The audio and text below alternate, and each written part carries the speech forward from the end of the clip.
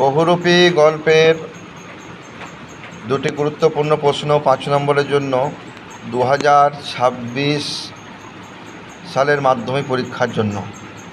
একটা হচ্ছে বহুরূপী হরিদ্বার বিরাগী রূপের বর্ণনা দাও, অর্থাৎ জগদীশবাবুর বাড়িতে যাওয়ার পর যে ঘটনা ঘটেছিল, যে রূপ তিনি দেখেছিলেন, সেই রূপের বর্ণনা দাও, একটা 5 নম্বরের কোয়েশ্চেন। আর হরিদ্বার 2 নম্বর হচ্ছে হরিদ্বার চরিত্রের যে নাটকীয় বৈচিত্র্য, অর্থাৎ তার বহুরূপী বিভিন্ন প্রকার বহুরূপী সাজের বর্ণনা, সেই বর্ণনাটি। আর একটা এক্সট্রা কোয়েশ্চেন, সেটা হচ্ছে হরিদ্বার চরিত্র, এটা 99% নাম আসতে পারে, খুব কম সংখ্যক বার আসে। তো এই দুটো হচ্ছে গুরুত্বপূর্ণ প্রশ্ন।